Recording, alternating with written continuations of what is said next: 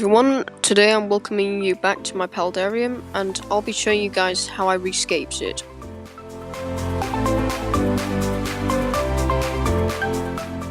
So here you can see what the Vivarium used to look like, minus the dirt. I'll explain in a second why the dirt's there. And this is what it looks like now. So, as you can see, the soil is a good couple inches taller. I did that so my fish couldn't jump on it and kill themselves like a couple had. I've shifted the rocks around and the log. As you can see now, it's basically parallel with the top of the tank. I've shifted the plant more towards the center. I'm trying to grow a bunch of plants there so the polyracus can make a weaved nest. So yeah, that's about it. Now, speaking of a weaved nest, I decided to plant a few more plants in there, and I chose lemons for this because they're slow growing, so I don't have to trim them often, and I had a bunch of lemons at home, so I just cut them up and took some seeds out. So I germinated these guys in wet tissue paper, for a week or two, and then I've just popped them in here. And by the way, I don't have massive hands, this is just a very small vivarium.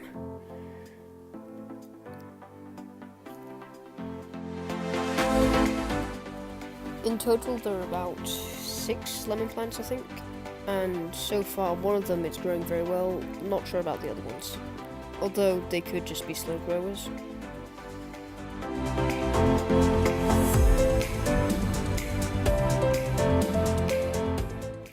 And now I have something exciting to announce.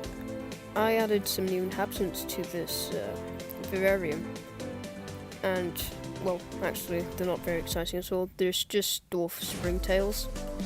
I didn't have them before, so I just bought a bunch online and popped them in here. Now about a week or two on, I'm proud to say that they're still alive, although they did take a pretty big hit when the ants just went ham on them, eating a whole ton of them, although there's just always more springtails.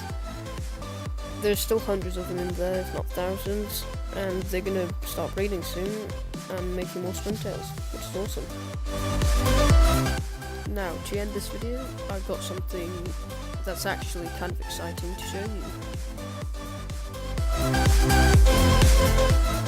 So, today, when I came home, I fed my ants some honey and some egg yolk, some boiled egg yolk, and I put them right outside the Camponotus colony's nest, but here we can see some polyracus ants coming to take the egg yolk away, and they were dragging it away from their nest, so I was wondering, where the hell are they taking this stuff?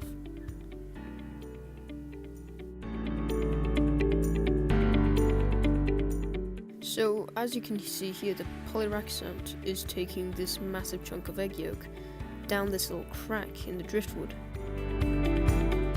Now, I couldn't see down there with my puny human eyes, and I didn't want to disturb anything, so I turned my flash on and took this picture over here. So, in the center, you can see what looks kind of like an ant, but might not be an ant head, I don't know. Not satisfied with this result, I grabbed my scissor tongs and shifted the little basil plant around so I could see what was going on down there. So, whipping out my scissors and my phone so I could capture this on camera, I lifted the basil plant up so I could get a clear look at this little crevice over here, and as you can see, once I move around a bit, the ants over there behind that leaf are they've got a little crack there and they seem to be hiding there. There's about 3 of them. Now I'm not sure how they got there, either by walking over the top, which I'm guessing they did, or walking underneath. Here's a better shot of their little forward nest, I guess, and you can see an ant like right at the center of the screen. Just getting close here.